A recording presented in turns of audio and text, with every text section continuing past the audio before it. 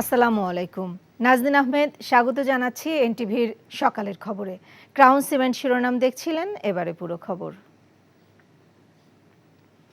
২১ পূর্ণ করে ২২ বছরে পদার্পণ উপলক্ষে কেক কেটে জন্মদিন পালন করেছে দর্শক নন্দিত টেলিভিশন চ্যানেল এনটিভি।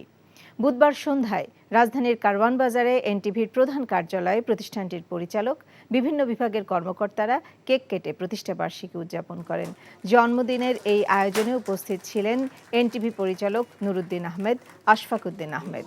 প্রতিষ্ঠাবার্ষিকী উদযাপনের বিশেষ আয়োজনে অংশ নেন মানব সম্পদ ও প্রশাসন বিভাগ, finance, news and current affairs, অনুষ্ঠান বিভাগ, ব্রডকাস্ট, আইটি, এনটিভি অনলাইন সহ বিভিন্ন বিভাগের প্রধান এবং ঊর্ধ্বতন কর্মকর্তারা। সময়ের সাথে আগামীর পথে স্লোগানে ২০০৩ সালের এদিনে যাত্রা শুরু করে জনপ্রিয় টেলিভিশন চ্যানেল এনটিভি।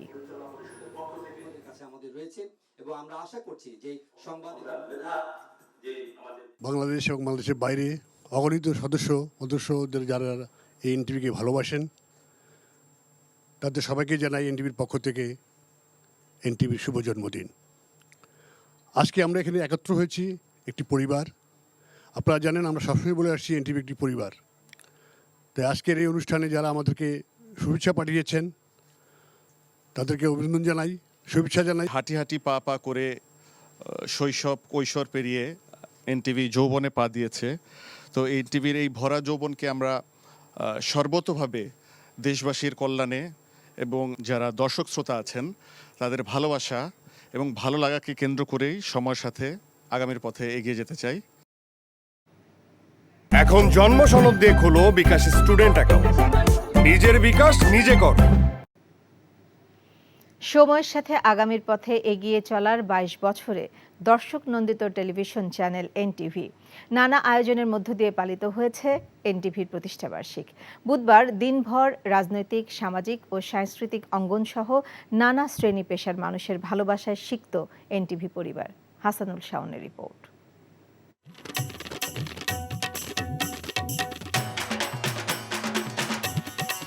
একুশ পেরিয়ে ২২ এনটিভি।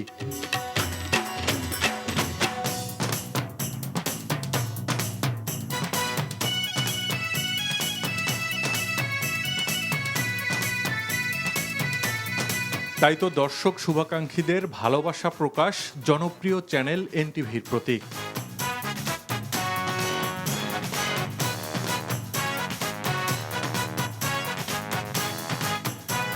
বুধবার সকাল থেকেই বিভিন্ন রাজনৈতিক, সামাজিক ও সাংস্কৃতিক অঙ্গনের মানুষদের পাশাপাশি এনটিভিতে শুভেচ্ছা জানাতে আসেন বিভিন্ন সংগঠন, ব্যবসায়িক প্রতিষ্ঠান, বিজ্ঞাপনদাতা ও গণমাধ্যমের প্রতিনিধিরা।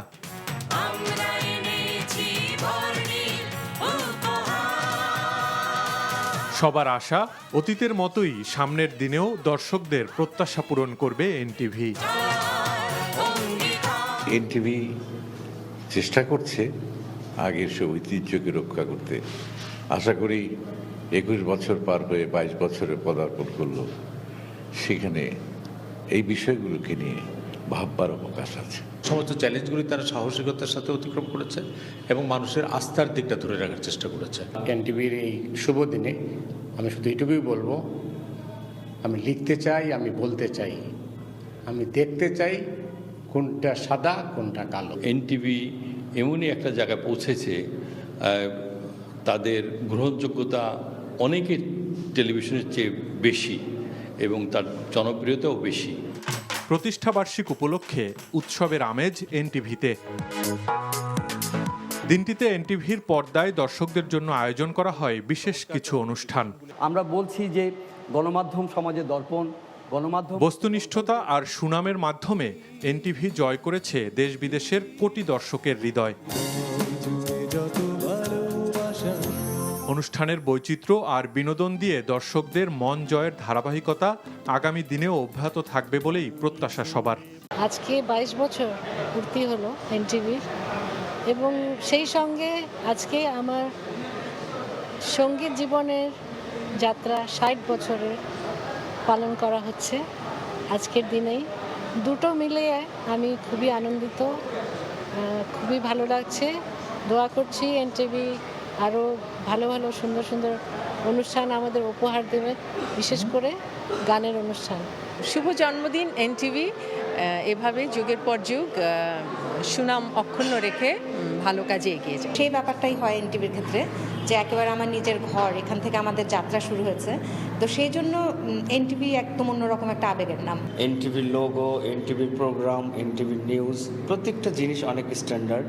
এনটিভি এমন একটা প্ল্যাটফর্ম, এটা একটা স্ট্যান্ডার্ড প্ল্যাটফর্ম বলবো, শুধু ভাইরাল প্ল্যাটফর্ম এরকম না। এনটিভি সবার একটা রুচিশীল প্ল্যাটফর্ম। 2003 সালের 3রা জুলাই যাত্রা শুরু করে এনটিভি। দেশীয় চ্যানেলগুলোর মধ্যে এনটিভি প্রথম 2008 সালে আইএসও সনদ অর্জন করে।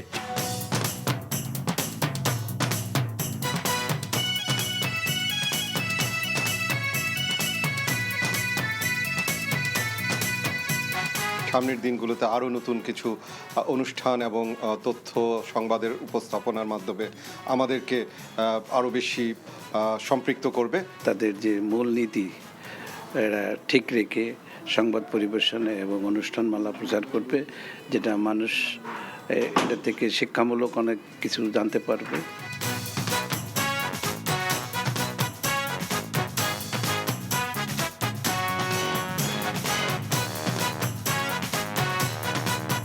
সর্বস্তরের দর্শকের ভালোবাসা নিয়ে সামনের দিনেও এগিয়ে যেতে চায় সবার প্রিয় চ্যানেল এনটিভি।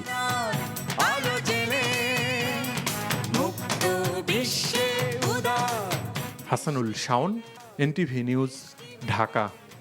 এখন জন্ম সনদ দিয়ে খোলো বিকাশ স্টুডেন্ট অ্যাকাউন্ট। নিজের বিকাশ নিজে কর। কোটা বাতিলের দাবিতে বুধবার রাজধানীর শাহবাগ মোড় অবরোধ করে বিক্ষোভ করেছে আন্দোলনকারী শিক্ষার্থীরা। 2 ঘন্টা অবরোধে বন্ধ থাকে শাহবাগ এলাকার যান চলাচল। রাজধানীর বাইরেও একই দাবিতে বিক্ষোভ করেন শিক্ষার্থীরা। তারা বলছেন, দাবি আদায় না হওয়া পর্যন্ত আন্দোলন অব্যাহত থাকবে। এদিকে কোটা ব্যবস্থা পুনর্বহালের দাবিতে সমাবেশ ও বিক্ষোভ করছে মুক্তিযুদ্ধ মঞ্চ সহ কয়েকটি সংগঠন। আবির আহমেদের রিপোর্ট। দ্বিতীয় দিনের মতো রাজধানীর শাহবাগ মোড়ে অবস্থান নেয় কয়েক হাজার শিক্ষার্থী। কোটা বিরোধী স্লোগানে মুখর হয়ে ওঠে পুরো এলাকা। শাহবাগ ও আশপাশের এলাকা বন্ধ হয়ে যায় যান চলাচল। বিপাকে পড়েন এই পথ দিয়ে যাতায়াতকারীরা। 2018 সালে সরকারি চাকুরিতে কোটা পদ্ধতি বাতিল ও মেধাভিত্তিক নিয়োগের যে পরিপত্র জারি করা হয়েছিল তা বহাল করা সহ বেশ কিছু দাবি জানিয়ে আসছেন আন্দোলনকারীরা। একই দাবিতে বৃহস্পতিবার আন্দোলন করার ঘোষণা দেওয়া হয়। আগামীকাল 11টায় আমাদের অবস্থান কর্মসূচি ঢাকা বিশ্ববিদ্যালয় কেন্দ্রীয় লাইব্রেরি থেকে শুরু হবে। যারা দেশের স্বাধীনতার জন্য কষ্ট করেছে তাদের আমরা অবশ্যই মূল্যায়ন চাই। তারা একটা অল্প পার্সেন্ট, 5% এরকম থাকুক। তাই 100%-এর ভিতরে যদি 56 জন লোকই চলে যায় ওটার ভিতরে, তাহলে আমাদের মেধাটা কোথায় হলো? মেধার মূল্যায়নটা আসলে কোথায়? আগামীকাল রায় হওয়ার কথা রয়েছে। আমরা বিশ্বাস করি, যেহেতু আমরা ন্যায় এবং যুক্তিসঙ্গত দাবি নিয়ে আন্দোলন করছি। সরকারি চাকরিতে কোটা পদ্ধতি বাতিলের দাবিতে জাহাঙ্গীরনগর বিশ্ববিদ্যালয় ও বরিশাল বিশ্ববিদ্যালয়ে বিক্ষোভ করেন শিক্ষার্থীরা। আর ময়মনসিংহ কৃষি বিশ্ববিদ্যালয়ের শিক্ষার্থীরা রেললাইন অবরোধ করে বিক্ষোভ করেন। এদিকে কোটা পদ্ধতি পুনর্বহালের দাবিতে রাজধানী শাহবাগে সমাবেশ ও বিক্ষোভ করেন মুক্তিযুদ্ধ মঞ্চ, মুক্তিযোদ্ধা সংসদ সন্তান কমান্ড সহ কয়েকটি সংগঠনের নেতাকর্মীরা। এ সময় তারা কোটা বিরোধী আন্দোলনকারীদের ছাত্রত্ব বাতিল সহ আইনের আওতায় এনে দৃষ্টান্তমূলক শাস্তির দাবি জানান। আবির আহমেদ, এনটিভি নিউজ, ঢাকা। সর্বজনীন পেনশন স্কিম প্রত্যয় থেকে বিশ্ববিদ্যালয় শিক্ষকদের অন্তর্ভুক্তি বাতিলের দাবিতে ক্লাস, পরীক্ষা ও প্রাতিষ্ঠানিক কর্মবিরতি পালন করছেন পাবলিক বিশ্ববিদ্যালয়ের শিক্ষকরা। দাবি আদায়ে তৃতীয় দিনের মতো সারা দেশের শিক্ষকরা নিজেদের বিশ্ববিদ্যালয় ক্যাম্পাসে অবস্থান কর্মসূচি পালন করেন। সমস্যা সমাধানে আন্দোলনরত শিক্ষক সমিতি ফেডারেশনের সাথে আজ আওয়ামী লীগ সাধারণ সম্পাদক ওবায়দুল কাদেরের বৈঠক করার কথা রয়েছে। আরও জানাচ্ছেন শফিক শাহীন। বিভিন্ন দাবি দেওয়া আদায়ে প্রায় সময় বিশ্ববিদ্যালয়ে শিক্ষার্থীদের আন্দোলন সংগ্রাম দেখা যায়, কিন্তু এবার ভিন্ন চিত্র। সার্বজনীন পেনশন স্কিম প্রত্যয় থেকে বিশ্ববিদ্যালয়ের শিক্ষকদের অন্তর্ভুক্তি বাতিলের দাবিতে ক্লাস, পরীক্ষা ও প্রাতিষ্ঠানিক কর্মবিরতি পালন করছেন পাবলিক বিশ্ববিদ্যালয়ের শিক্ষকরা। শিক্ষকদের এই আন্দোলন গড়িয়েছে তৃতীয় দিনে। যার কারণে শিক্ষা কার্যক্রম থেকে বঞ্চিত হচ্ছেন বিশ্ববিদ্যালয়গুলোর লাখ লাখ শিক্ষার্থী। এই অবস্থায় নিজেদের দাবি আদায়ে অনড় শিক্ষকরা। অর্থ মন্ত্রণালয় আমাদেরকে জিম্মি করেছে, আমাদের উপর খড়গগ্রস্ত হয়েছে বলে আজকে আমরা রাজপথে নেমে এসেছি। আমরা আন্দোলন চালিয়ে যাব, ডায়লগও বসবো। আমাদের আন্দোলন পুরোপুরি সাকসেস না হওয়া পর্যন্ত আমরা ক্লাসরুমে যাব না। শিক্ষকদের দাবি কিভাবে মেনে নেওয়া যায় সেই করণীয় ঠিক করতে বৃহস্পতিবার তাদের সাথে বৈঠক করবেন আওয়ামী লীগ সাধারণ সম্পাদক ওবায়দুল কাদের, জানিয়েছেন বিশ্ববিদ্যালয় শিক্ষক সমিতি ফেডারেশনের মহাসচিব। আওয়ামী লীগের সাধারণ সম্পাদক, সড়ক যোগাযোগ ও সেতু মন্ত্রী জনাব ওবায়দুল কাদের সাহেব টেলিফোনের মাধ্যমে উনি আমার সাথে কথা বলেছেন। উনি বলেছেন আপনারা আমার সাথে আসেন, বসেন, আপনাদের দাবি দাওয়াগুলো আমি শুনি। শিক্ষকদের আন্দোলনের কারণে ঢাকা বিশ্ববিদ্যালয় সহ বেশ কয়েকটি বিশ্ববিদ্যালয়ে নতুন সেশনে ভর্তি হওয়া শিক্ষার্থীদের ক্লাসও শুরু করা যায়নি। Shafiq Shahin, NTV news, Dhaka. জনপ্রতিনিধিরা সৎ থাকলে দুর্নীতিবাজরা পার পাবে না উল্লেখ করে আওয়ামী লীগ সাধারণ সম্পাদক ওবায়দুল কাদের বলেছেন, দুর্নীতির বিরুদ্ধে আওয়ামী লীগের লড়াই চলবে। আওয়ামী লীগের ৭৫ বছর পূর্তি উপলক্ষে ঢাকা জেলা আওয়ামী লীগ আয়োজিত সমাবেশে তিনি এসব কথা বলেন। বুধবার সাভারের হেমায়েতপুর বাস স্ট্যান্ডে আয়োজিত সমাবেশে জেলার বিভিন্ন উপজেলা আওয়ামী লীগ নেতাকর্মীরা যোগ দেন। ওবায়দুল কাদের বলেন, বিএনপিতে তারেক জিয়ার নামে আতঙ্ক বিরাজ করছে। মধ্যরাতে ফরমান দিয়ে বিএনপির যে কমিটি গঠন চলছে সেই কমিটিকে ভুয়া বলে আখ্যা দেন তিনি। দেশে বৈদেশিক মুদ্রার রিজার্ভ বেড়েছে উল্লেখ করে কাদের জনগণের ভয় না পাওয়ার আহ্বান জানান। বলেন, দুর্নীতির বিরুদ্ধে ঐক্যবদ্ধভাবে লড়বে আওয়ামী লীগ। একটা মন্ত্রণালয়ে মন্ত্রী যদি সৎ, সচিব যদি সৎ, ওই মন্ত্রণালয়ে দুর্নীতি থাকতে পারে। জনপ্রতিনিধিরা যদি সৎ থাকে তাহলে দুর্নীতিবাজরা পালিয়ে যাবে। ক্ষমতাসীনদের কথায় দুর্নীতি দমন কমিশন চলছে বলেই দেশে এত দুর্নীতি হচ্ছে বলে অভিযোগ করেছেন বিএনপির সিনিয়র যুগ্ম মহাসচিব রুহুল কবির রিজভী। বুধবার দুপুরে নয়াপল্টনে দলের কেন্দ্রীয় কার্যালয়ে এক সংবাদ সম্মেলনে তিনি এই অভিযোগ করেন। বালিশ কাণ্ড থেকে শুরু করে মতিউর কাণ্ড পর্যন্ত যারাই জড়িত তারা সবাই সরকারের কাছের লোক বলে জানান রিজভী। ক্ষমতাসীন দল ভারতের অনুগত এমন অভিযোগ করে রিজভী বলেন, সীমান্ত হত্যা, দেশের বুক চিরে রেললাইন করা, ট্রানজিট সুবিধা না পাওয়া, এসবের মাধ্যমে তারা বাংলাদেশের সার্বভৌমত্ব বিক্রি করে দিচ্ছে। বিশ্ববিদ্যালয় শিক্ষকদের আন্দোলনের প্রতি একাত্মতা জানিয়ে রিজভী বলেন, দেশের শিক্ষা ব্যবস্থাকে নষ্ট করতেই সরকার শিক্ষকদের পেনশনে ভাগ বসিয়েছে। আওয়ামী দুর্নীতি দমন কমিশনের কাজ, তা না হলে বিগত ১৫-১৬ বছরে আওয়ামী লুটপাটের সরকার যে অনিয়ম, অপচয় এবং মহা দুর্নীতিকে দুর্নীতি দমন কমিশন কার্পেটের তলায় ঢেকে রেখেছে। কমিশনের দ্বারা প্রধানমন্ত্রীর ঘনিষ্ঠ পুলিশ এবং সরকারি ঊর্ধ্বতন কর্মকর্তাদের দুর্নীতির সঠিক তদন্ত হবে বলে জনগণ বিশ্বাস করেন না। বিএনপি মহাসচিব মির্জা ফখরুল ইসলাম আলমগীর বলেছেন, নিষ্ঠুরতা, পৈশাচিকতা, বর্বরতা ও অমানবিকতার দৃষ্টান্ত হচ্ছে আওয়ামী লীগ।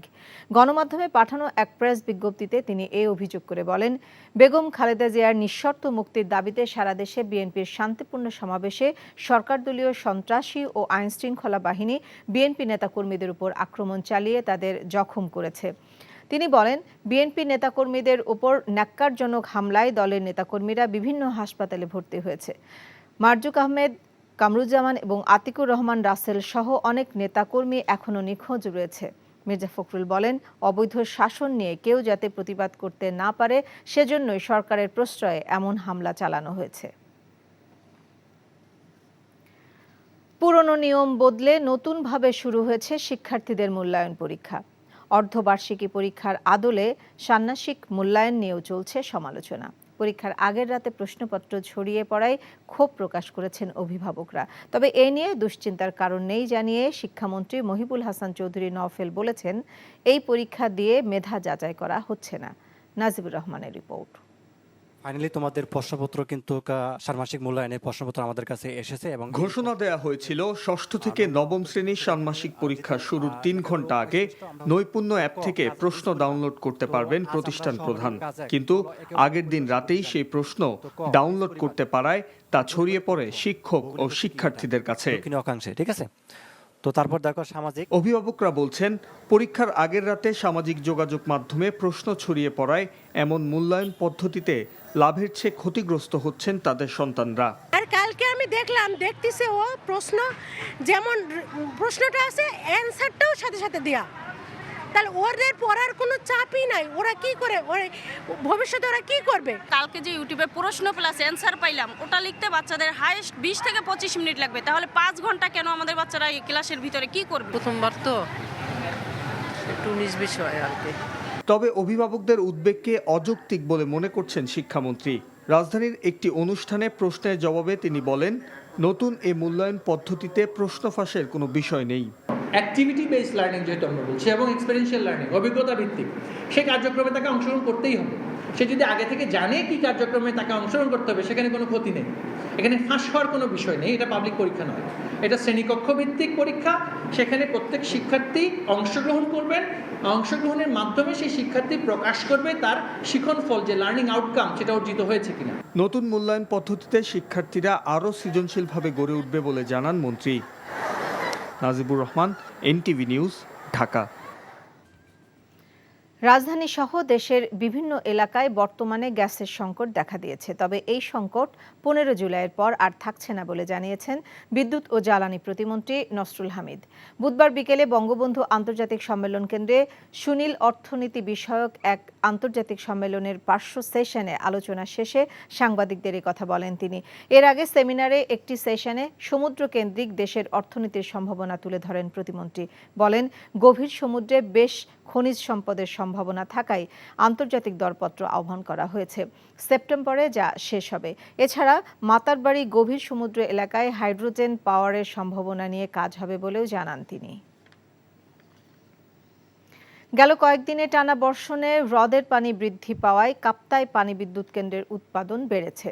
কেন্দ্রের 5 ইউনিটের মধ্যে 4টি এখন সচল রয়েছে। বর্তমানে এই কেন্দ্রে বিদ্যুৎ উৎপাদন হচ্ছে 164 মেগাওয়াট। বিদ্যুৎ কেন্দ্রের ব্যবস্থাপক এটিএম আব্দুল জাহের জানান, কাপ্তাই পানি বিদ্যুৎ কেন্দ্রের 4টি ইউনিটে উৎপাদন হয়েছে 164 মেগাওয়াট। এর মধ্যে 1 ও 2 নম্বর ইউনিট থেকে 42 করে 84 মেগাওয়াট এবং 4 ও 5 নম্বর ইউনিট থেকে 40 করে 80 মেগাওয়াট সহ মোট 164 মেগাওয়াট বিদ্যুৎ উৎপাদন হচ্ছে, যা চলতি বছর পানি বিদ্যুৎ কেন্দ্রের সর্বাধিক উৎপাদন। পানির পরিমাণ বাড়তে থাকলে বিদ্যুৎ উৎপাদন আরও বাড়ার সম্ভাবনা রয়েছে বলেও জানান তিনি। আগামীকাল 2 দিনের ব্যক্তিগত সফরে গোপালগঞ্জের টুঙ্গিপাড়ায় যাচ্ছেন প্রধানমন্ত্রী শেখ হাসিনা। পদ্মা সেতু প্রকল্পের সমাপনী অনুষ্ঠান শেষে মাওয়া থেকে শুক্রবার বিকেলে সড়ক পথে গোপালগঞ্জে যাবেন শেখ হাসিনা। টুঙ্গিপাড়া পৌঁছে জাতির পিতার সমাধিতে শ্রদ্ধা জানাবেন প্রধানমন্ত্রী। শনিবার সকালে দলীয় নেতাকর্মীদের সাথে মতবিনিময়, শেখ মুজিবুর রহমানের স্মৃতি বিজড়িত জিটি সরকারি প্রাথমিক বিদ্যালয়ে বঙ্গবন্ধু কর্নার উদ্বোধন ও শিক্ষার্থীদের মাঝে শিক্ষা উপকরণ বিতরণ সহ কয়েকটি অনুষ্ঠানে যোগ দেবেন তিনি। শনিবার মধ্যাহ্ন ভোজের পর ঢাকার উদ্দেশ্যে গোপালগঞ্জ ছাড়বেন সরকার প্রধান। প্রধানমন্ত্রীর আগমন উপলক্ষে সকল ধরনের প্রস্তুতি সম্পন্ন হয়েছে। জেলা জুড়ে গ্রহণ করা হয়েছে কঠোর নিরাপত্তা ব্যবস্থা। গোপালগঞ্জের সমস্ত মুজিবপ্রেমী জনতা একটা উৎসব মুখর পরিবেশ তৈরি করেছে।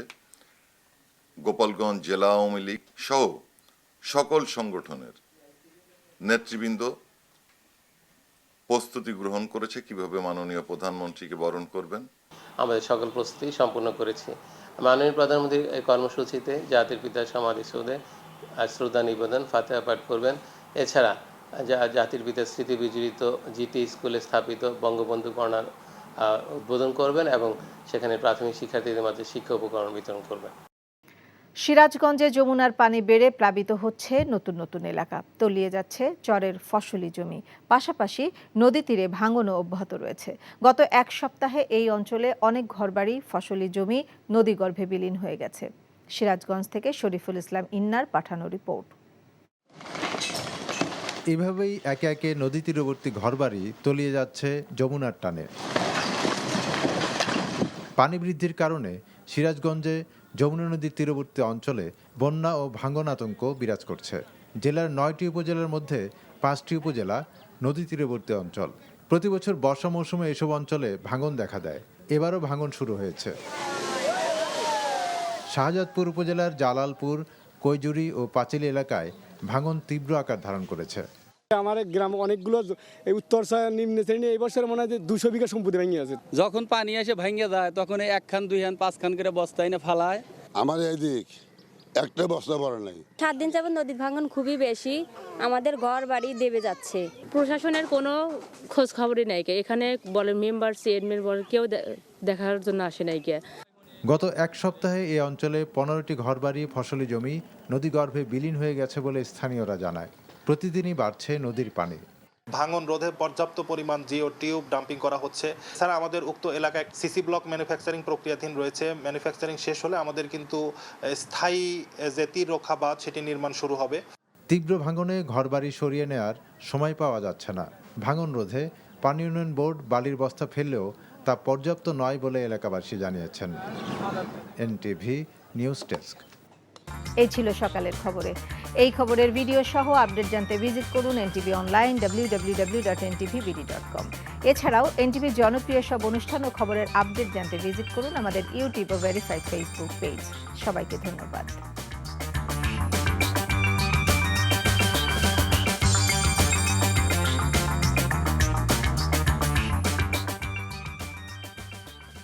ভাই সিদ্ধান্ত লই হেলাইছে বিয়ার কাম কা সারি হেলাই কি এখন আন্নের লাও এবারিত মাসের 20 দিন ছাগল খাম ফ্রি। আলহামদুলিল্লাহ বিয়া হয়ে গেছে।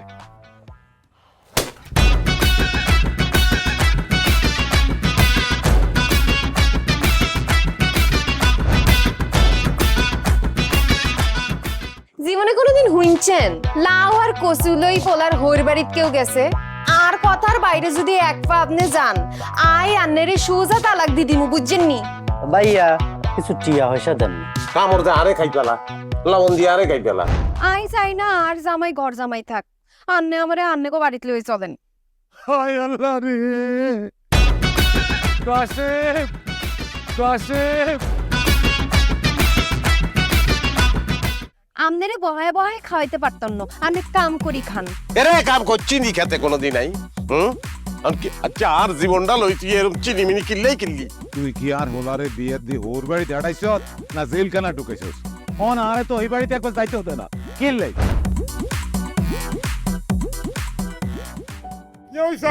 আরে তোর কথা বলতে বলতে মনে হচ্ছে অন জ্ঞানে ফিরেন না। আব্বা মেরে আব্বা